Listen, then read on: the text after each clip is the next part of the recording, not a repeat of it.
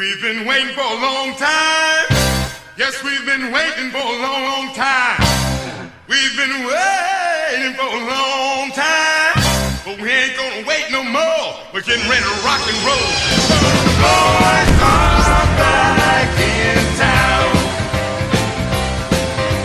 The boys are back in town. Some folks have a strange idea of entertainment.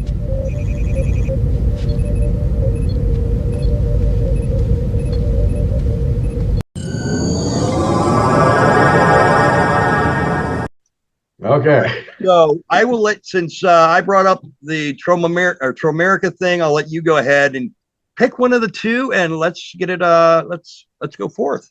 Okay. Well, we have a space-themed episode today. So first, we'll start with the one that's a little bit older. It's now on video. It's this one right here, which I guess you're going to put up a graphic, so you don't need to see that. Yeah. Alien Romulus. This one takes place between Alien and Aliens. We've distanced ourselves from the Prometheus and Alien Covenant storyline. That one was leaning more toward the AI aspect. This one is kind of a combination of all of the films we've seen previously. It's got pretty much the same type of cast that you've come to see in all the films. And I would say, as far as movie-wise goes, it's probably in the middle to me. It was an entertaining film. It's better than some of the ones that like 3 and 4, where things kind of tapered off when the original films were coming off. But maybe not as good as, Aliens and some of the better ones. I like the fact that it does combine every element, because if they would have completely got rid of the AI aspect of it, I'm like, well, AI has been present throughout the entire series.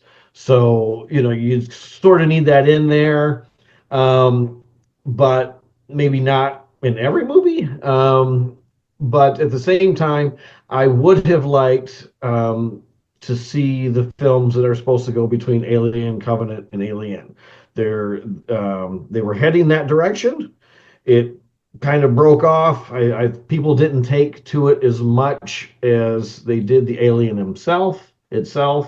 And I assume that's why we're now going in another direction. The Alien Earth series that's coming out, from what I've heard, supposed to forget the Prometheus and Alien Covenant. Is supposed to be another timeline. This will be the third one, because we also have the Alien versus Predator timeline as well. So we'll see how that goes. But I think it's an entertaining film. I did like the characters. From what I'm understanding, the next Alien film will be the survivors of this film going on to another film. So that'll take place between this film and Aliens. I don't think anyone is going to beat Aliens as far as my favorite Alien movie. We'll see. That has yet to happen. None of them have come close. Aliens is still my all-time favorite.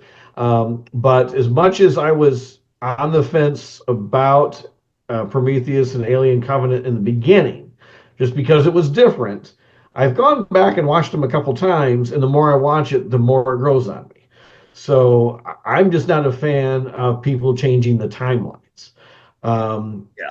If you're going to change the timeline, there better be some time travel involved in it. I didn't care when Star Trek did it, because they established early on in the original series, yes, there is another Kirk out there. Yes, there are other, so when they reverted to the Chris Pine era, I had no problem.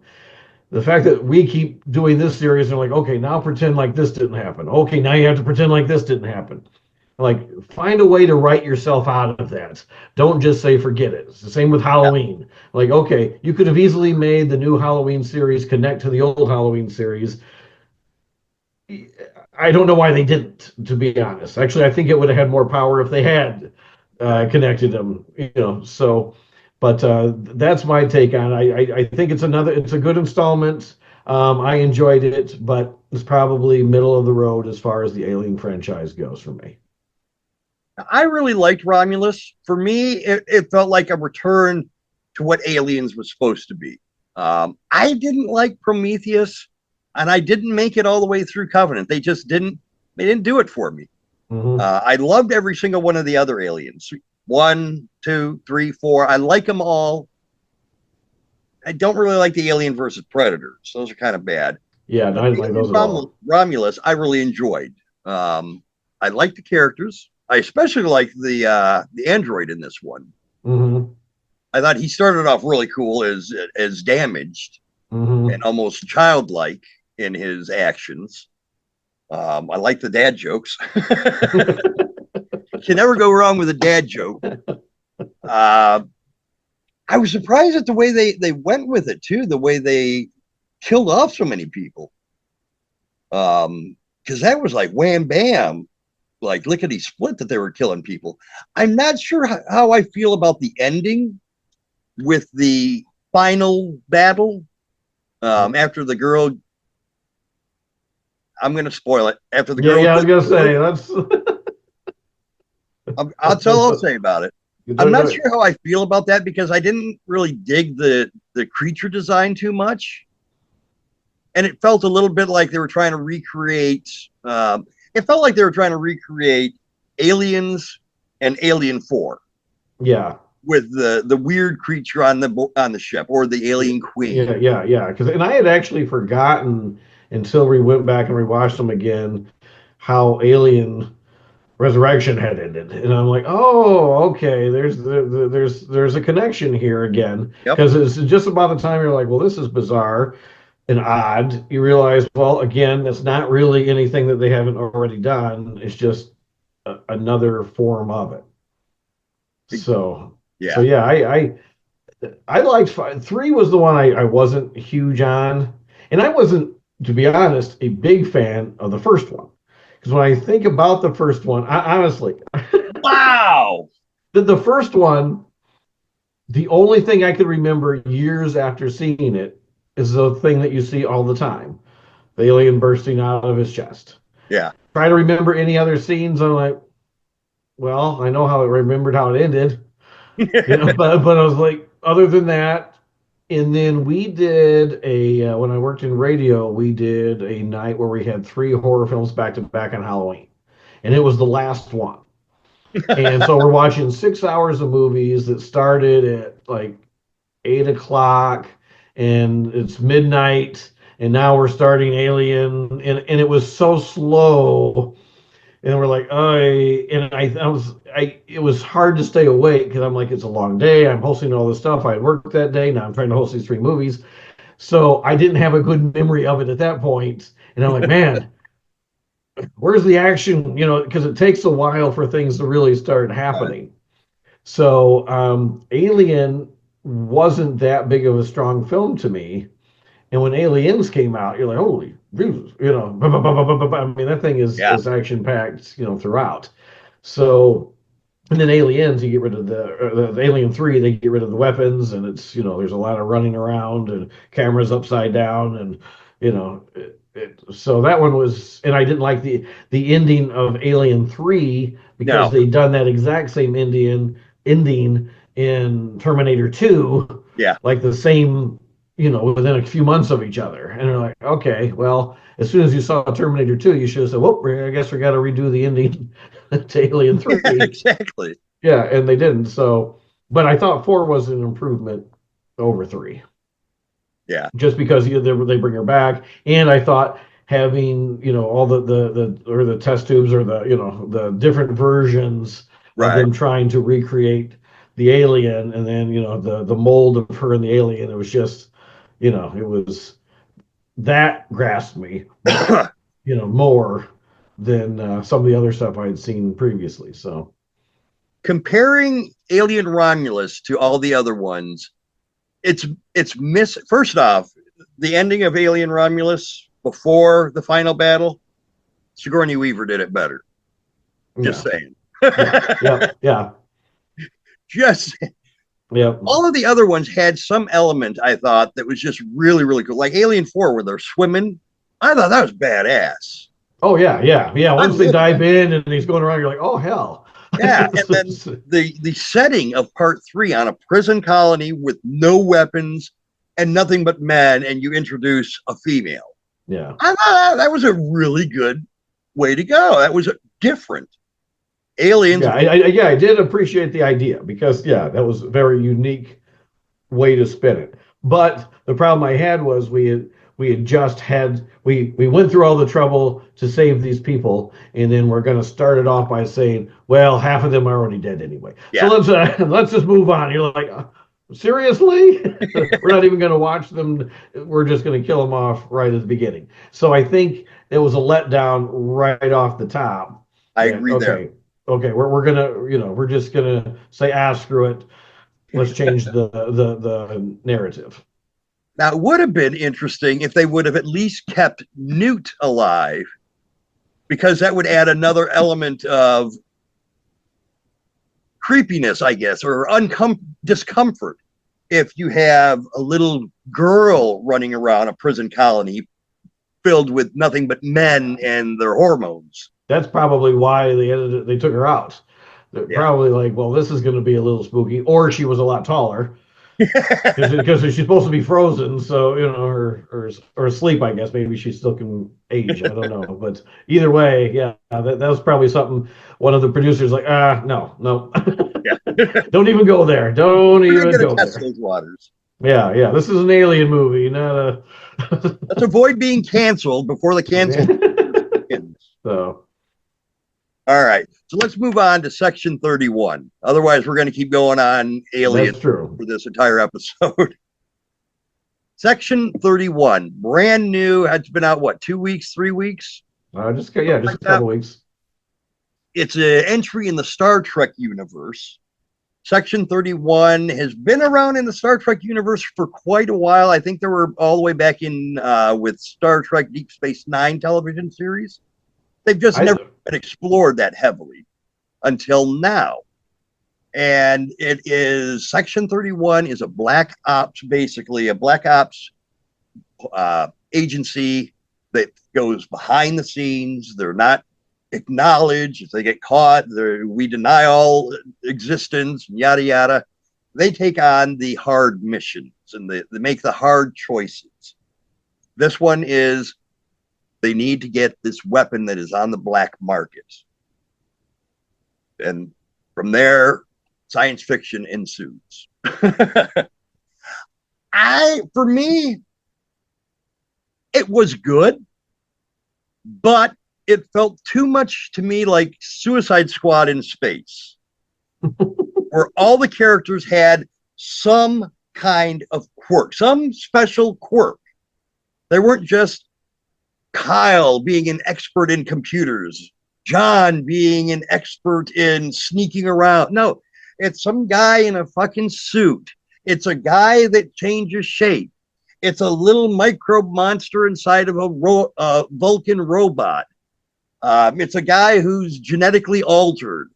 It's a person from the mirror universe. That's the other thing I didn't like about it. If you've never watched Star Trek, you would not understand because they didn't explain the mirror universe.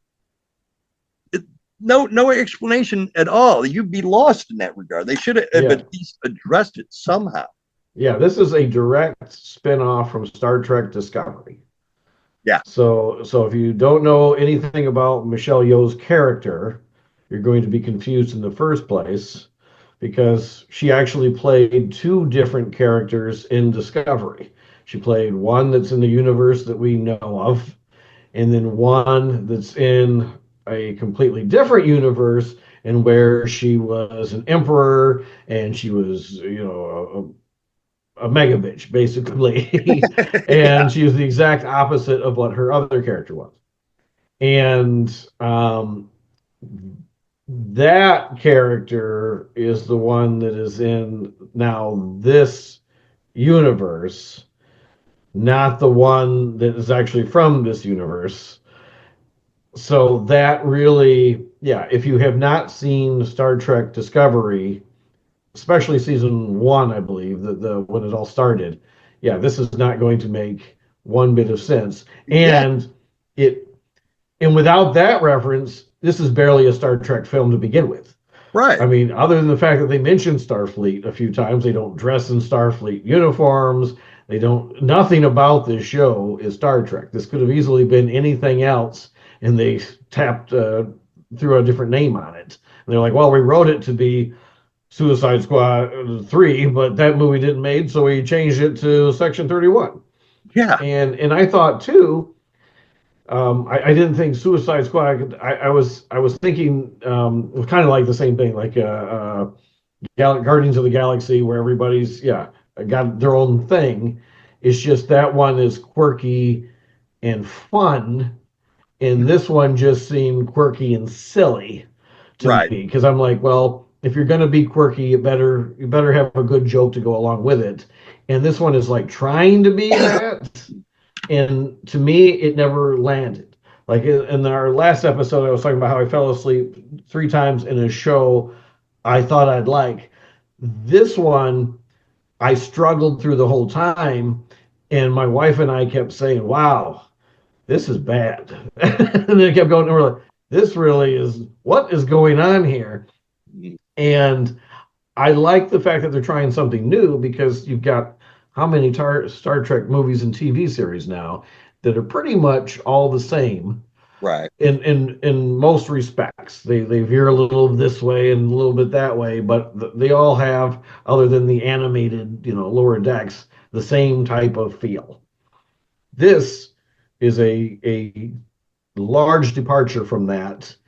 And personally, as far as Star Trek films go, if you take it, with all the Star Trek movies that have been released in theaters, it was my least favorite of any of those. Yeah. And mine till then was Insurrection. The only thing I like about Insurrection is that I know the people. This one, I don't know the people, except for the one, and I never liked that character. I like Michelle Yeoh. I just liked her current universe character, not the alternate universe character.